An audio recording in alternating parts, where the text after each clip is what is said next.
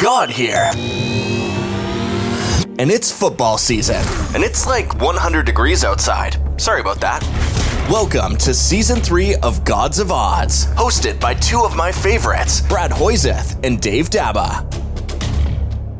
Welcome to the Gods of Odds. It is Wild Card Weekend, North America, and that is Brad Hoyseth over there in beautiful Southern California. I'm Dave Daba up in Northern California, and Brad, I'm the only person who's on a podcast wearing a Minnesota Viking division championship hat of 2022. But I think your Dylan hat is cooler. Well, they're both kind of Minnesota related, I guess you could say. I think I'll still be wearing mine on Monday. I'm not sure you'll be wearing yours, but we'll find that out later on. This hat's going to be used the rest of the offseason. Right. I think it'll be backwards afterwards, but we'll see what happens. I know that it's up there in particular. You guys have just suffered through a tremendous amount of rain. We've had our fair share down here, not anywhere near what you guys have had, but I kind of see that playing a role in one of these games this weekend. That 49er game could be interesting. So, it's been a long week with all the rain and the water, and certainly for those people watching that aren't here in California, it's one of those things that we don't deal with a lot, and we don't really care for it. Yeah. I mean, I don't like it, Dave. I really don't. I'm with you. I could not live in Pete Carroll land up in Seattle. I just wouldn't be able to do it. We actually have a beautiful day. It's just an absolutely spectacular day outside. And then that's going to go away later tonight. And then putting my meteorologist hat on, and we will be into at least 5 days in a row of additional rain. This just hasn't been like light rain. It's just been, downpours. And I even had to get a radar for my iPhone so I could actually see what was coming our way. Yeah, a lot of new terminology we've learned. Atmospheric river. That's the best. Seems to be the most popular one, right? Yeah. You know what I call that, Dave? A big damn long storm. That's what I call it. Yeah. That's it. That's it exactly. They used to talk about the jet stream all the time, but the Pineapple Express. I mean, I don't know. We've had them all out here, right? Yep. It's unbelievable. So, hey, Brad, before we dive into today's the 6 games we're going to be picking wild card weekend, we're recording this on Thursday afternoon, started at about 3:00 PST. Games kick off on there's a couple games on Saturday, there's a couple games on Sunday, and then we got to deal with a Monday night football playoff game, which I'm not sure I love. The whole idea of it extending into Monday night. That being said, how great was Jared Goff?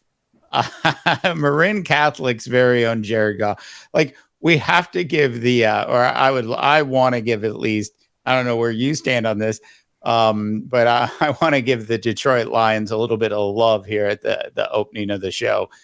Just an absolutely, fantastic performance by Goff. I don't think he threw an interception in his last 3 or 4 games this season. Goff just was fantastic. The Lions strategy worked, and it was nice to see Aaron Rodgers look like he was saying goodbye to Green Bay for the last time.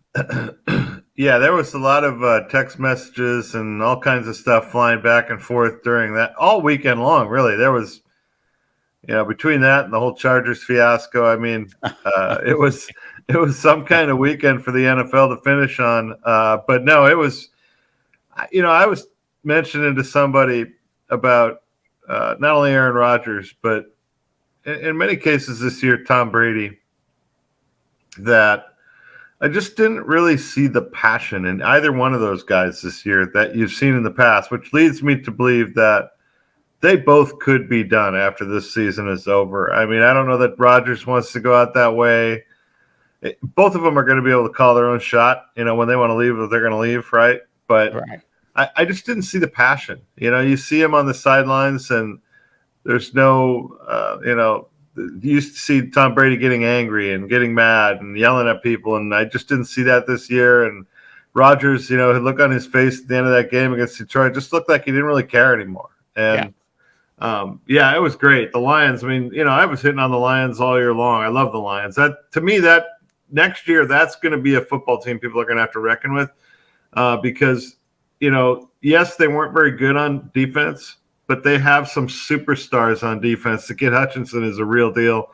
And if they could put some stuff around him, that is going to be a very difficult team. We found out this year Jared Goff can play quarterback as long as you got a great offensive line keeping you upright, right? So they got a world full of talent. They got the young kid at wide receiver that's a speed demon that's barely played this year because he was injured.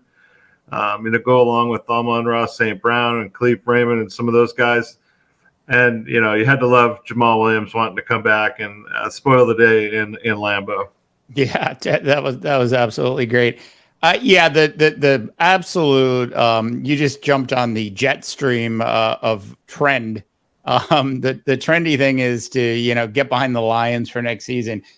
There's one thing though that I think could really derail it, and that is if their offensive coordinator gets a head coaching job someplace, it's really a question of who's the new offensive coordinator. Will they be able to replicate what got done this year with Jared Goff, or are they going to come in and just screw it up? And that to me is the wild card with the Lions. But if the coordinator's back, give him a little bit more money. That's what I would do if I was Detroit. If he comes back, then I absolutely agree. Detroit should be a shoo-in into the playoffs next year, barring any major injuries. Well, historically speaking, when it comes to the Lions, if there's a way to screw it up, they'll find it. But I just saw something different in that team this year. It just seemed to me like they turned a corner when it comes to the culture aspect of it. And, I knew, at least I took the Lions last week, and I think you took the Packers in that game, in our games. But, I kind of said it during the show that I thought Detroit would go for the win, rather than just laying down if they had nothing to play for, because that's the kind of mentality that Dan Campbell's trying to insert into that, organization. I saw guys getting interviewed after the game, Dave, that were crying. Jamal Williams was crying. I know. It was a really emotional game for him, and he wasn't the only one either. I mean, there were several other Lions fans I saw, also, or Lions players, I should say, I saw also crying. I think there was a lot of Green Bay Packer fans that were crying after that too, Dave. Which, being a Viking fan like yourself, it's always a good thing to see a Packer fan crying. Here's the thing, Dave. I've talked about this many times to the Packers, okay? As a Viking fan, it's really tough to watch. They have had – think about how long now they've had a great quarterback for. Yeah. Between Brett Favre and Aaron Rodgers, you got two Hall of Famers. They have had a starting quarterback for close to 25 years that's been a Hall of Famer. That's really irritating. And I'm just so hopeful that it's close to coming to an end. Wouldn't it be great? I mean, the only thing I think we can sort of take away from it is that they've totally botched that because they only won 2 Super Bowls during that era, and you would think that they would have gotten maybe more, but I don't know. Winning Super Bowls isn't easy. I would take their totally botched. Okay, too. I would take 1. Yeah, I'd be happy with 1 right now. All right, let's go ahead and do it. Mr. Hoysef, kick us off with our first wild card game.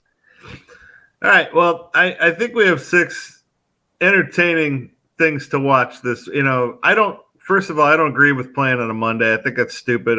When it comes to the playoffs, they've added so many teams now to the playoffs that they've had to stretch it out. And even though you have to stretch it out, I just don't think you should put it on a Monday night. To me, that's a huge disadvantage for the next week. Yeah. I mean, whoever's playing that Monday night game's got to come back and, play in 6 days. And theoretically, the team they play might be playing on Saturday. And I don't know how the brackets all break down, but it just seems wrong to place any teams at a disadvantage just because the league wants to make money or whatever.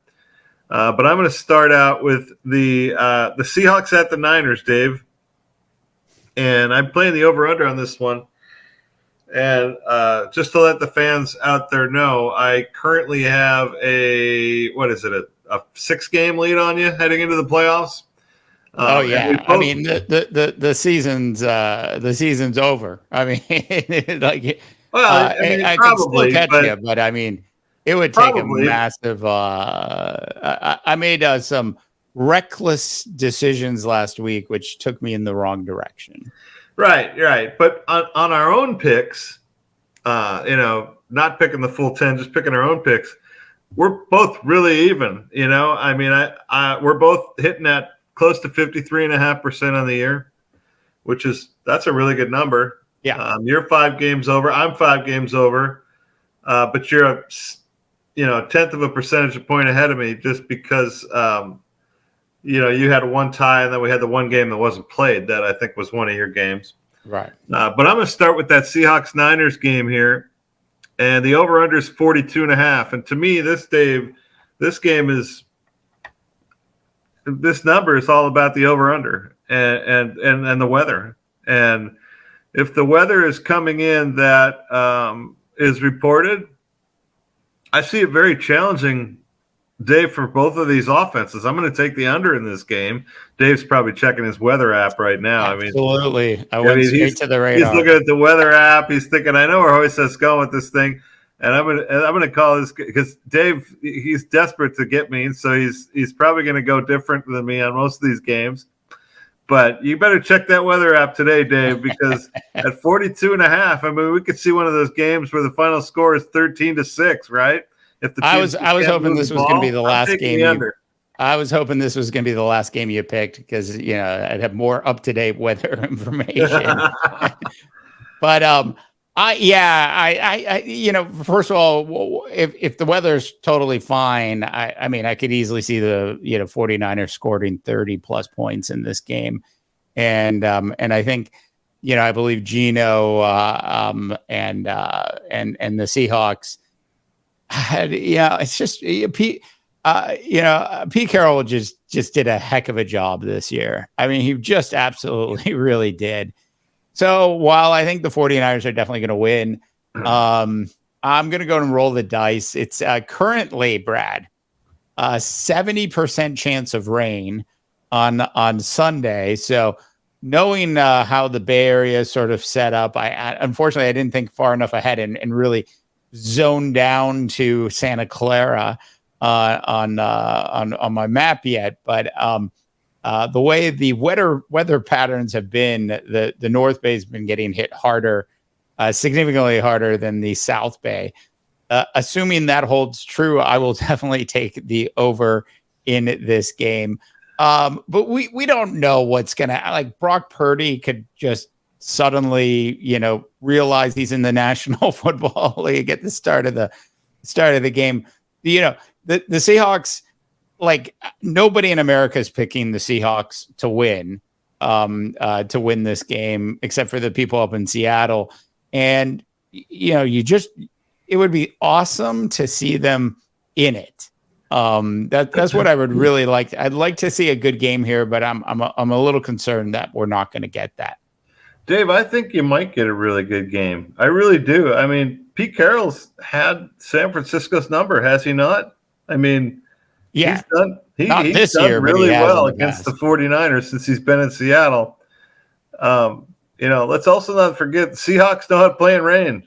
They see it all the time. And now it's not going to be on grass and it's not facing the 49ers, which is a whole different animal. But I think this could be, I think San Francisco, for one of the favored teams to go to a Super Bowl, I would say right now in the NFC, it's probably San Francisco or Philadelphia, and then maybe an outside shot at the Cowboys. And then you can't say outside shot at the Cowboys when right, and then the AFC, Commanders. you got the Bengals, Chiefs, and I know I'm missing one there. The Bengals, the Chiefs, and the Bills, right? Yeah. So of those teams that are kind of considered the favorites to show up in a Super Bowl, I think the 49ers are perhaps on the most tenuous ground just because of the Brock Purdy situation. The guy's played, 4 football games?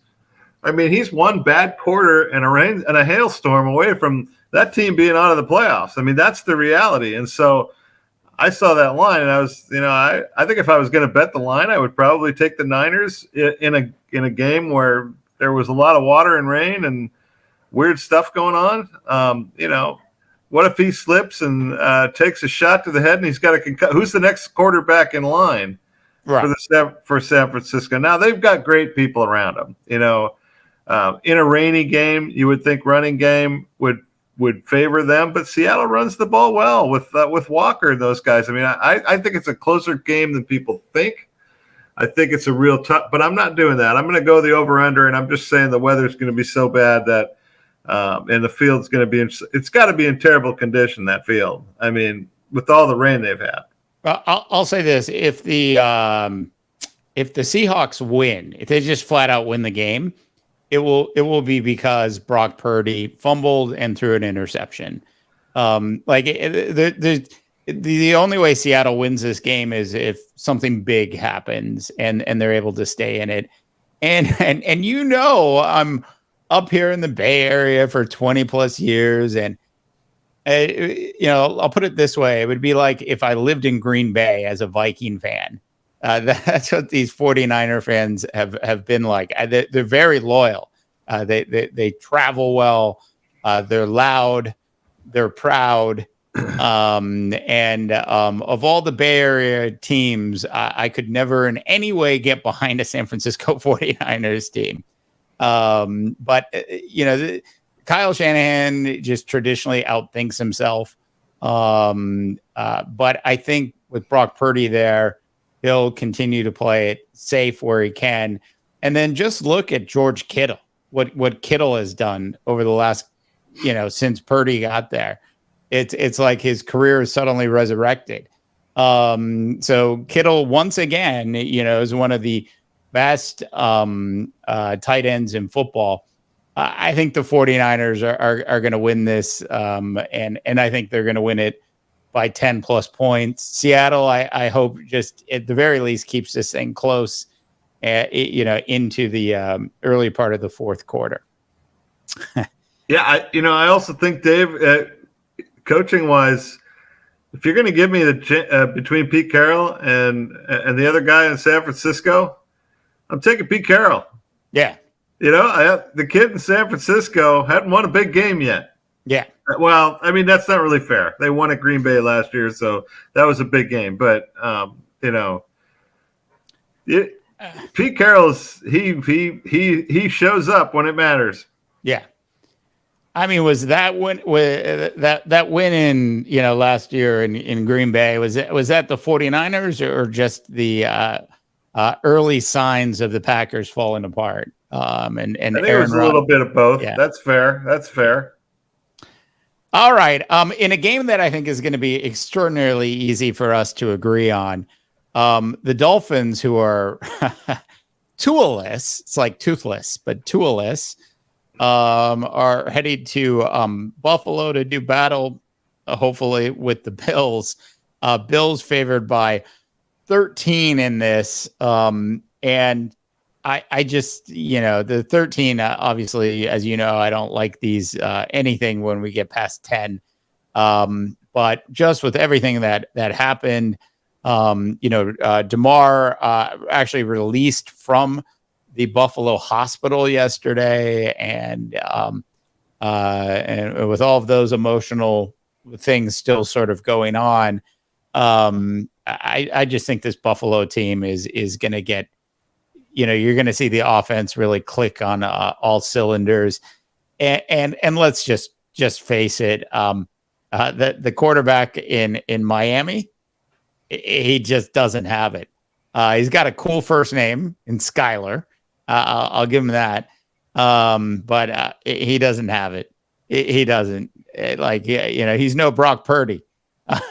So, and as strong as that Dolphins running game can be, they would really have to get that thing going effectively if they were going to have any chance of coming close to covering the spread. So I'm going with the Bills in this one. Right. You said that you don't like anything when it gets past 10. Does that include kids? You get past 3 or 4 kids and 10 minutes. Another. So, anyways, no, I'm with you. I'm with you on the Bills on this one. Skylar Thompson is. I have a real concern outside of this game of where do the Dolphins go at quarterback? I mean, Tua's been down for 3 weeks now. Yeah. Dave, it doesn't take that long to get over a concussion. It seems to me like they've just permanently shut him down and said we don't want to have to deal with the repercussions. We don't want to have to deal with the 4th concussion you're going to get. Unfortunately, this he's got to start thinking really seriously, as well as the people around him, about whether or not he can really continue to play football. I just think that's where we're at here. But here's the Dolphins quarterbacks. I mean, and I don't want to make light or fun of this situation with Tua, because obviously that's a very serious thing. But then you sit your number 2 guy is Teddy Bridgewater, who I've said it jokingly in the past, almost lost his leg walking across the field, in practice. I mean, he got hurt in a non-contract drill, almost had to take his leg off or something when he was with the Vikings. And now he's going to miss his 2nd straight game with a pinky injury, Dave. A pinky injury. Come on. Don't you have to be a little Tom Brady would play, Aaron Rodgers would play, Josh Allen would play. Anybody would play. Yeah. Right? And so, I know that sounds like I don't know what I'm talking about. Medical professionals are probably going, equipment he's got a pinky injury, Dave, and he's not going to play in the playoffs? What, are you kidding me? Now, the saving grace for Miami in this one is they know Buffalo. They know them well. It's the 3rd time they'll have met this year. That's the only thing I see really going in their favor in this game. And I'm with you. I don't think it makes much difference. I think the Bills roll on opening weekend. What line's 13 and a half? I just don't see it being big enough. Yeah. It's pinky injury. Jeez. I look, Teddy hasn't really played that good anyways before the pinky injury. So I think maybe they're. So look, I don't, on the Tua front, I don't know that. So he hasn't been cleared by his doctors, right? This isn't the Dolphins saying you can't play. This is his doctors not clearing him. And you're absolutely right. I mean, it's been 2 weeks, 3 weeks. So they I think what they're doing now is they say, okay, if you have a concussion, you could come back within a week. If you get a second concussion, then you can come back, 2 weeks later. If you get a third concussion, it sounds like the doctors are like, just shut it down. Yeah, it's like Justin Morneau, Remember how long he was out? Hey, I hear the Minnesota Twins signed to their shortstop this week. Yeah, whatever. I mean, find me a pitcher. I don't care about you signing your shortstop. Dave, I went to games this year, right? We've talked about this. That's a team that desperately needs to find 2 frontline pitchers. First of all, the game of baseball is not the same game it was. It's just not. It's finding a guy that can throw 100 miles on the mound, finding a guy that'll strike out 250 times but hit 40 home runs. It's not the same game. Guys can't play small ball. They can't lay down and bunt. Korea, I went and saw – he was the guy on the Astros, correct? Yeah. Yeah, and so I went and saw the Twins play the Dodgers in Dodger Stadium.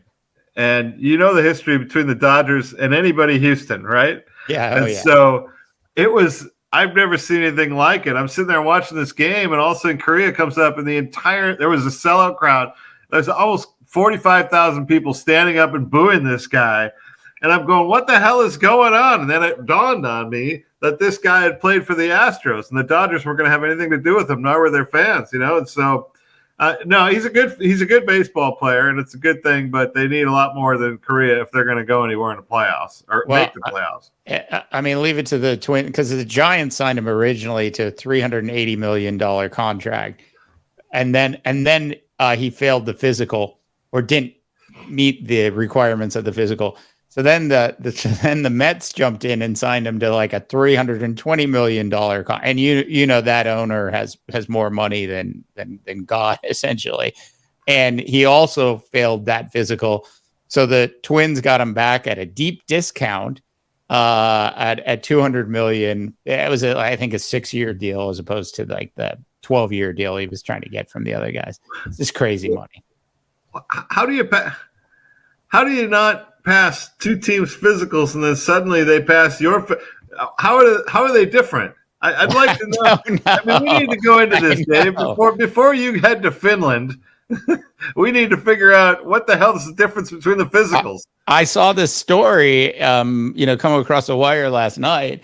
I think it happened yesterday during the day, and I was like, wait, he failed two other teams' physicals. So they're giving him less money over a shorter period of time. But I think like he's making the same amount he would have made a year. It's just a shorter contract. So it's crazy. So should we feel sorry for the Twins when he turns up injured and can't play? Yeah. Yeah. Well, we shouldn't feel sorry for the Twins if that happens. All right. So what are we on? Are we on my game now? Yeah, sorry. Back to your back to football. One of Dave's favorite teams, the Cowboys, is at the Buccaneers, and the Cowboys are 2.5-point favorites. When is that game, Dave? What day is that one on?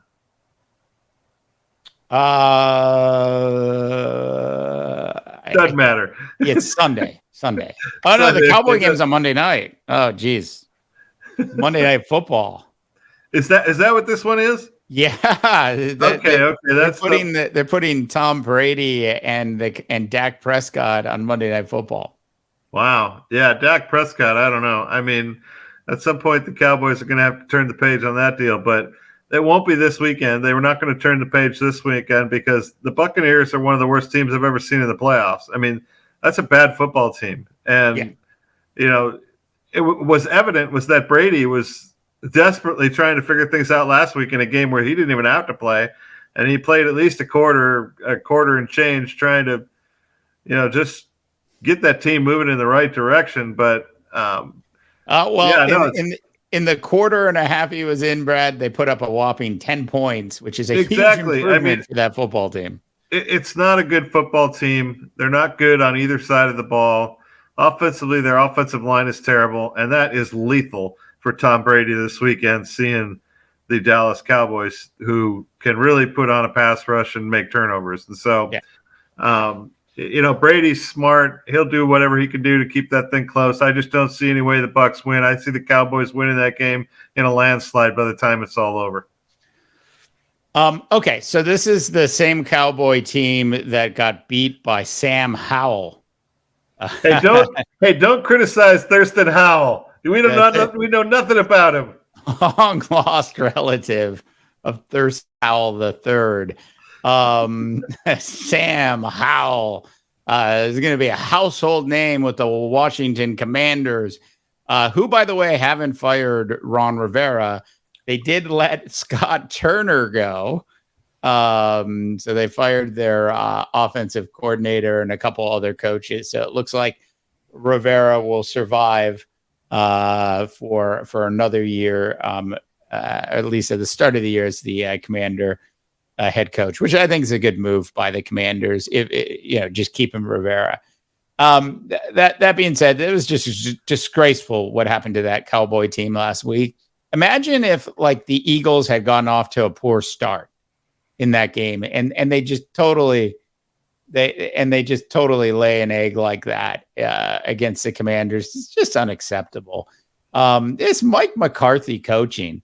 Like, now I really don't believe in Todd Bowles as a head coach. I didn't before. I don't now. That Tampa Bay Buccaneer team is absolutely going to be in the woods next season. I mean, 3-4 wins tops for that team next year because Brady's either going to Fox or he's going to try one more year in Vegas with the Raiders. So I look at this and I've really struggled. And by the way, yesterday my buddy who is doing some stuff with the Dallas Cowboys on the business front, sent me a picture of a really expensive bottle of champagne that had Dak Prescott's name on it. I guess like Dak's people sent it to him or something. So I should be picking the Cowboys in this game. I absolutely should be picking, despite everything I just said about last week. They have more talent. They're the better team. But this is Tom Brady. It's the playoffs. They shouldn't even be in it. They're going to find Brady's going to find, a fountain of youth for at least a quarter during the game. And then Dallas is going to implode. That's what I think is going to happen. I'm not just picking it against you for the sake of picking against you. It's just like, I've been watching this come down for the last couple months where I'm just like, this is a horrific, boring football team. There's absolutely nothing here with any sort of redeeming quality. And then Brady throws 3 touchdown passes to Evans, and we suddenly he's all, they're a Super Bowl contender. It's just that Tom Brady effect, and it's the fact that the Cowboys have been so wishy-washy. I just think that Tom Brady, even at this age, is still way better than Sam Howell of Thurston Howell III, a family tree. So I'm going with the Bucs in this one, surprisingly. Thurston Howell. I expected the guy to be wearing like an ascot or something. You remember? Oh yeah, totally. Those things? Right? Totally. No, Dave, there's no fountain of youth. It's gone. Okay. it was gone 15 games ago. I've been waiting for the fountain of youth. It's not there. And it's not a good football. Look, their defense is not very good either. It's not all about Brady. I'm like you. I'm not a huge believer in Dak Prescott. But I am a believer in Micah Parsons and some of those guys up front. And that's a bad offensive line for Tampa. And it's not getting better in 6 days. You know what I'm saying? And so he's going to be under duress. It was nice to see Mike Evans have a game this year because he's had about 15 where he barely showed up. And so that was nice. But I don't see that they worked out any kinks to stop guys from rushing the quarterback. And so he's not going to have the time to throw those deep balls. They're going to see a lot of that dink and dunk nonsense that we've been seeing from him all season long. His numbers are okay. Tom Brady's numbers are always okay because he's smart and he knows what decisions to make and that kind of thing. But I just feel like the defense isn't very good. They're going to have to play catch up, and I don't see it going well on Monday Night Football. We might be seeing the end of another guy right there. Oh, yeah. I mean, like, I thought Brady should have just, ridden off into the sunset at the end of last season. And I it wasn't you were down on him for his long balls, but I was down on him for his 10-yard checkdowns, which he was having trouble with as well. So I don't know. There's just something about, like, if you think about it, Brady's not on this team this year. They're a 3-win team. A check down means you're on your way out of the league, Dave. I mean, look at the guys that suffered. Look at the guys that used to. Eli Manning started checking down. He was done. Yeah. Matt Ryan started checking down. He's finished. Look, I don't get it. Like all the people are like, oh, we got Matt Ryan with the Colts this year. Like it was like ridiculous. He was done 5 years ago. So please don't find any video of me saying it's a big deal. But it's just absolutely ridiculous. Nick Foles has been done too. Jeff Saturday should have turned down the job just on that. Hey, by the way, I was dead right on Cliff Kingsbury, wasn't I? Oh, yeah. Yeah. Well, I was right on Pete Carroll and you were right on Kingsbury. So there you go. It's two completely different things. All right. Moving on. Ravens at the Bengals. The Bengals are favored by 7. There's Lamar Jackson talk all over the media over the last 48 hours, Brad. Because word is he's not going to play, and people are trying to who don't know are trying to decipher whether or not he's sitting out over his contract or whether or not he's truly hurt, or if it's a combination of the two things. Irregardless, it doesn't look like Lamar is going to play, and without Lamar, it's going to be difficult for the Ravens to win. Now, this Ravens defense, though, has done a good job for the most part against Cincinnati, and usually does give Burrow a hard time. But I see Cincinnati winning this pretty easily. So I'm going with the Bengals. Yeah, I'm in total agreement with you here. I mean, I just without Lamar Jackson, it's really not a great. And number 2 guy, Tyler Huntley, I don't know that he's even ready. So I just think it's that time of the year, Dave, where guys show up and they're superstars, and Joe Burrow strikes me as a superstar. And when you get that star quality out there at home in the playoffs, you see those. You'll get some blowouts this opening round of the playoffs. I got a sense this could be one of them. So I'm with you. I'm going to take the Bengals. I don't think we really need to talk much more about this thing. Really, the Ravens don't excite me at all. I think they're one of the least interesting teams in the playoffs. Yeah. Anthony Brown. I just pulled this up, Brad. 19. I don't even know who Anthony Brown is. 19 for 44, 286 yards, 0 touchdowns, and 2 picks. And like Cincinnati didn't play great. I mean, I think he was an ex-Oregon Duck. Didn't he play for Oregon or something? Sure. I'll go with it. Yeah, I like this game right here might be like, I'm just interested to see Burrow play. He's missing an offensive lineman. I think there's 2 injuries on that line right now. He was the most sacked quarterback in the NFL last year. Look, the Ravens could keep this close, for a little while with their defense. But I'm not seeing it. And if Lamar suddenly shows up on a horse and rides into town, and shows up, that's a completely different story. But these picks are locked in. I can't call you up prior to game time and change it. Yeah, but also if Lamar shows up and on his white horse, as you say, and plays, it will have been a long time since he played. And so even if you consider that, there's going to be some rust. He's going to have to kick off the tires, right? And so, anyways, another thing we never talked about, Dave, on this show so far was that game on, what was it, Monday, where everybody turned off the television in the middle of the second quarter, the college championship game. Yeah. Where, again, we can go into the Big Ten thing all we want, about how fraudulent their defenses are in the Big Ten. Oh, you hear that? Oh, the girls are going nuts outside, right? And so, but another Big 12 team that just completely laid an egg in a big game. And yet here we sit for another season, Dave, where there's no Pac-12 teams involved in anything important in football.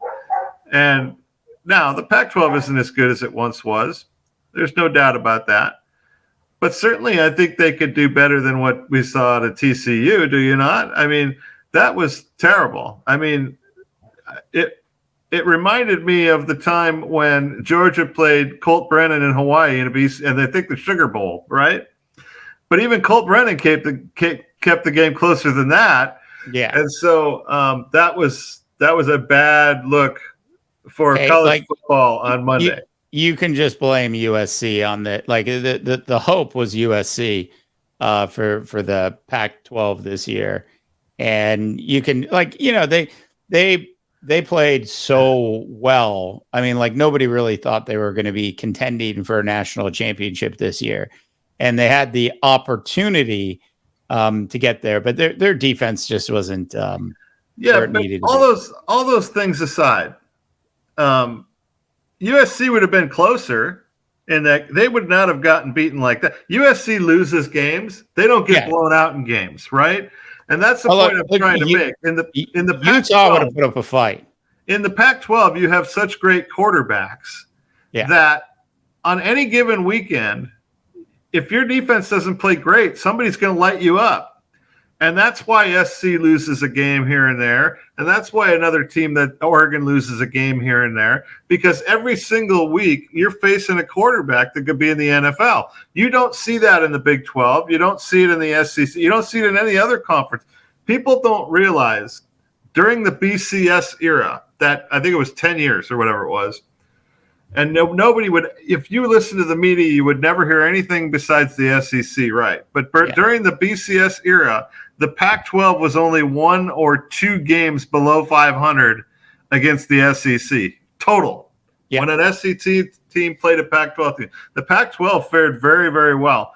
And part of that is because it's not unusual for them to see a great quarterback. They see it all the time. And so, people pick on the defenses, but look, all we hear about is how great the Big Ten defenses are. Every year, Michigan's got a great defense. Iowa's got all these teams got great defenses, and then they get in bowl games. And like 2 weeks ago, they both gave up 40 points. I mean, I don't think I've seen a great defense in a national championship game, for 10 plus years. And I guess you could say that we saw it with Georgia this past week because they held the TCU to 7, but I just it was so disappointing. Like I didn't have a problem with TCU losing, just don't lose that way. At least get us into the at least get us into halftime with some hope. But the quarterback play was terrible, Dave. It was the kid had really struggled at quarterback for TCU, and I hate seeing that, but. I mean, Sonny Dykes got flat out outcoached at the beginning part of that game, and once that train left the station, it was not coming back at all. There was no stopping it. I agree. It was. I don't recall seeing a beating like that on a national stage. Like you see it in the early games where a big school plays a small team you've never heard of before.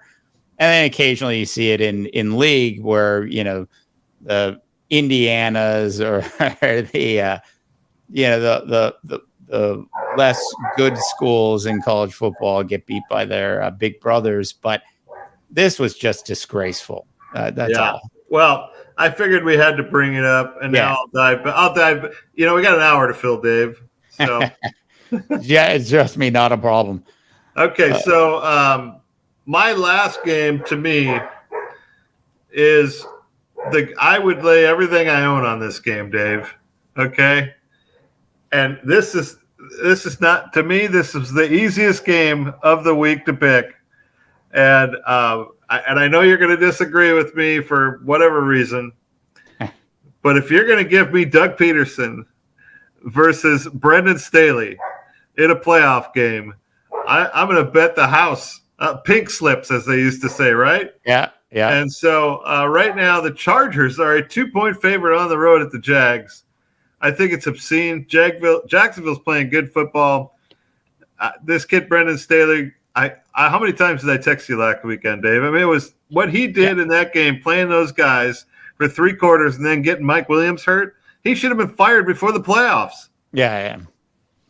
It was Brad's texting me and he's, and calling me, and he even picked up the phone to call. And I was like, and then I called him back and I was like, Brad, we had 2 cars break down. Look,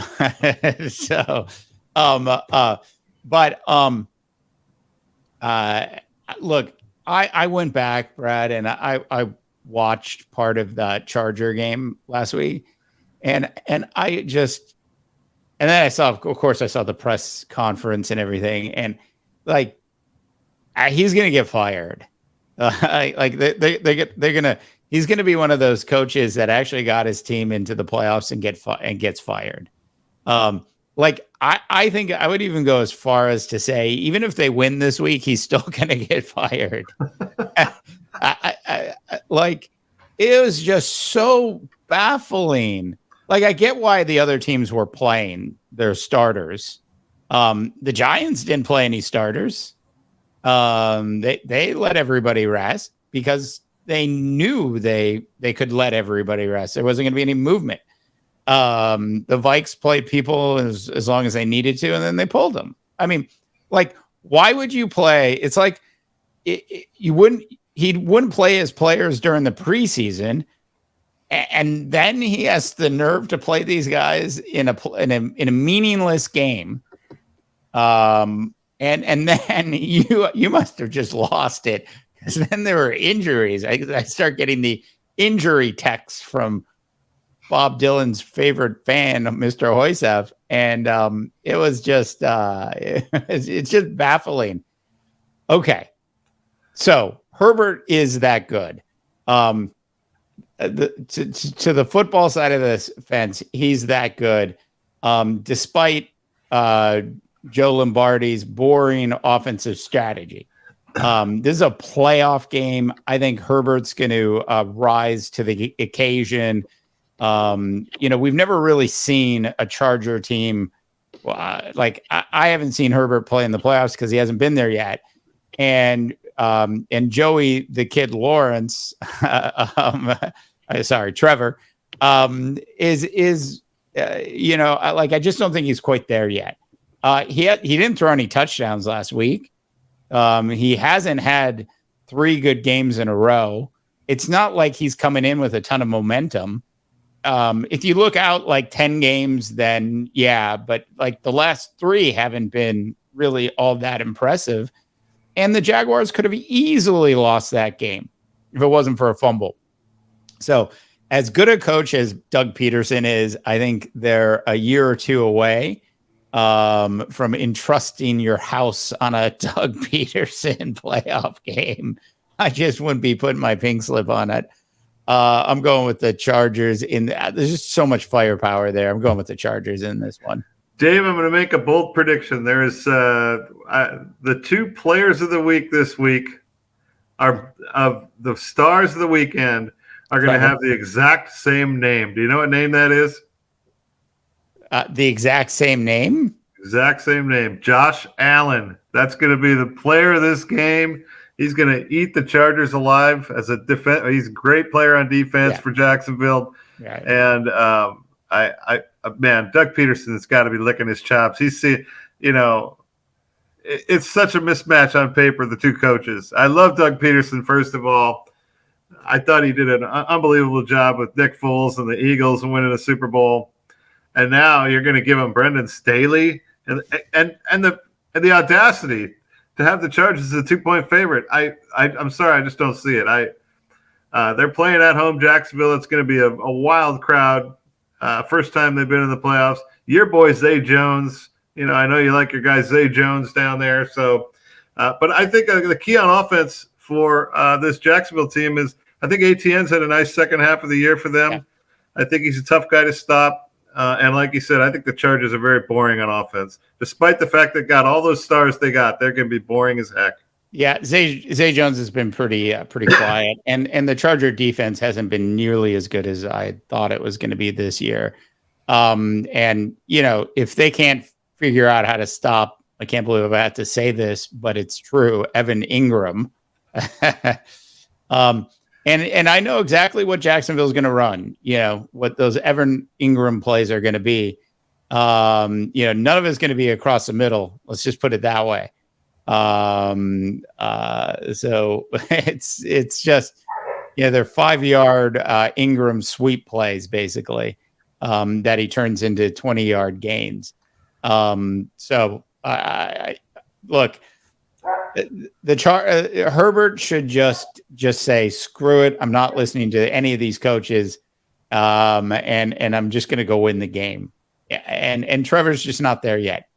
I'm not ready to anoint him into the upper echelon of quarterbacks in the National Football League after his team gets into the playoffs and he doesn't really do too much to help them get there in those last couple of weeks. Here's the thing, though, Dave, and then I'll let you get on to your last game. You say that Joey Lawrence has not really done it yet, right? But has Herbert really done it yet? I mean, really? I mean, has he won anything big? I mean, I watched the guy. I love watching him play, by the way, an amazing arm strength and all those kinds of things. But he does have his times where he throws a pass that's a little puzzling. And you just go, well, what were you thinking there? And so I'm not convinced that he's turned the corner yet to greatness. I'm really not. I mean, for all the worldly talent that he has, he's got to show it on a big stage, and I just haven't seen it yet. Yeah, I'll leave you with this on this topic. Did you see Trevor Lawrence miss the guy who was wide open in the back of the end zone? I did. And it's just yes, Herbert takes some risks. He's a bit of a gunslinger, and he's nobody's perfect, but that was nervousness. That was no, Dave. If you watch that play closely, though, he had a guy coming in on him, and he couldn't really fully extend his arm forward. He didn't have a full follow through, and so he had to kind of short arm it quickly, and the ball got away from him. I disagree. I don't think had he been just standing there and throwing it with nobody around him, I'll give you that. But to me, he had some pressure coming on him. I saw that play. And I thought they're being unnecessarily tough on your boy Joey Lawrence. I will say this: you're right. He did have to sort of rush it a little bit. Kirk Cousins would have made that pass. That's all I'm going to say. Whoa! We're going to have him to talk about next. He doesn't have as long a wind up as Lawrence has. Look, Lawrence is going to be a great QB in the league. He's just not there yet. Can you believe we've wasted 52 minutes on 5 football games? I know. It's unbelievable. How do you do that? All right. And our last game, which should be seemingly easy to pick, is the New York Football Giants and Daniel Jones and Saquon Barkley heading to Minnesota to do battle with the Vikings at home. I will know in the first quarter if the Vikings are going to win this game or not. I'd love to just make a post first quarter bet on this game because you can see it. You know, it's like when you look at your dog and you can see their eyes, and you know when they're hungry, you know when they want to go for a walk. You can see it. And with Kirk Cousins, you can see if he's going to have, if the lights are on or if they aren't. If they're not, because let's just face it, this is a playoff game. This is Kirk Cousins. We can't ignore the history behind it. Daniel Jones has had a really nice season. Brian Daboll could easily win Coach of the Year this year. Maybe he should win Coach of the Year this year for the job he's done. He's got Daniel Jones in the playoffs. So I could easily convince myself to flip flop here, Brad, and go with the Giants in this game. But I just think the Vikes are going to find a way to win, and it will be by 3.5 points. Wow. I'm not nearly as optimistic as you are, Dave. There wasn't too much optimism there. No, look, hey, the Giants last week went into Philadelphia without any starters playing, and they gave the Eagles everything they wanted. And I like Brian Daboll. I think he's done an amazing job in New York this year, and I like him for a lot of the same reasons that I like Dan Campbell. Yeah. Because he has his guys ready to play. I saw an attitude in him on the sidelines when he had like second stringers in the fourth quarter and they had the game close to the Eagles. And he was like, he was going after some of the guys that came off the field. Like, we expect you to get in there and play well. I don't care if you never get a chance to play, right? And so I see an enthusiasm there and a desire. And I see now I don't think they have the most talented roster, the Giants. But the Vikings offensive line is a mess right now without O'Neal at right tackle. Now there's rumors Bradbury could come back this week. I think that's a big plus for the Vikings. But it's still a really, really bad defense. The Giants have seen the Vikings this year. And so I'm going to take the Giants. I said it a week ago. I think the Vikings are one and done in the playoffs. I don't think they're a great football team. I think that offensive line is going to kill them. And we all know how Kirk Cousins acts when he's got guys rushing at him. He's a fumbling machine, and you turn the ball over in the playoffs, and a team like the Giants will beat you. Yeah. And so, I got the Giants winning this game outright. I really do. And so, I don't see a long future for the Vikings off the golf course. Let's just say. Yeah. I'm not sitting here going, the Vikes are going to run the table and go to the Super Bowl or anything delusional like that. Not with this defense. Hey, at least the Detroit defensive coordinator, the last basic month of the season, like the Lions improved on the defensive side of the ball. They didn't necessarily get more players back. Their strategy changed. I just have such a hard time with the defensive strategy of this Viking team. When you have an offense that can be as potent as they can be, you've just got to make some adjustments. I'm pleading with the Vikings to make some adjustments on the defensive side of the ball heading into this game. They absolutely need to, because if they don't, Daniel Jones is going to run all over them. I'm so close to agreeing with you and flip-flopping, I can't even tell you.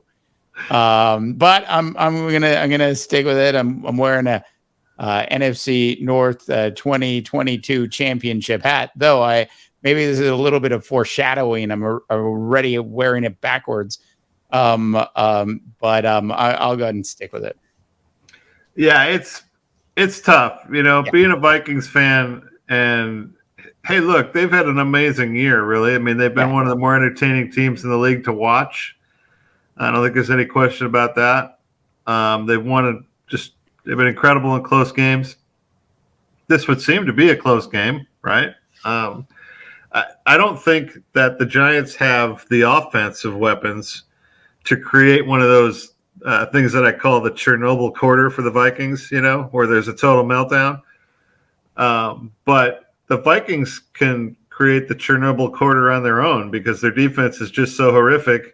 Yeah. And Kirk Cousins has the ability to throw a pick six at a moment's notice. So, I mean, I'd love to see the Vikings get through and have to go on the road and play San Francisco or something, but part of my heart can't take that, Dave. And so I'm almost a little bit hopeful that it kind of ends this weekend, because I think if they got to go to San Francisco, we could see the Burger King commercial from Steve Young when he's running down the sidelines. I we could see that all day long against the 49ers.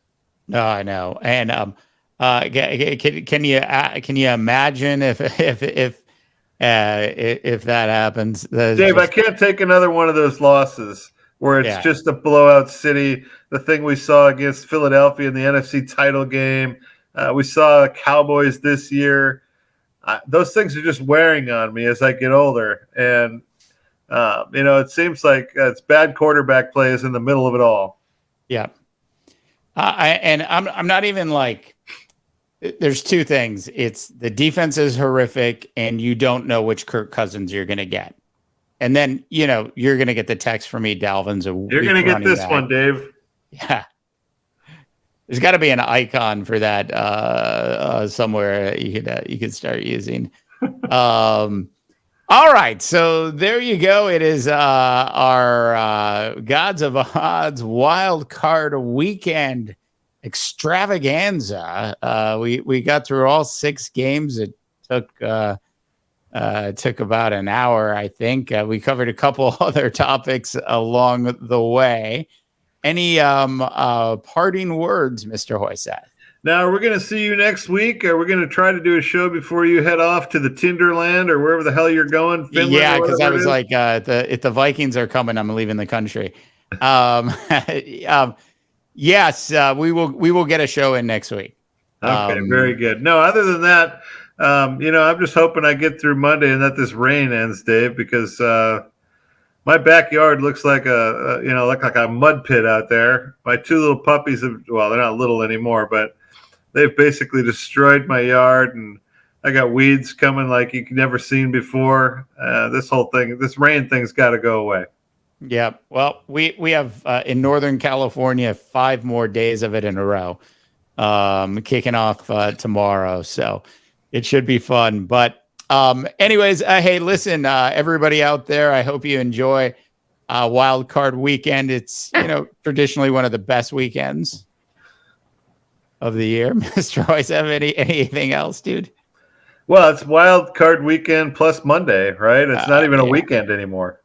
Well, it's MLK Day for most people out there. So it's a 3-day weekend. So it's a holiday weekend of football, Brad.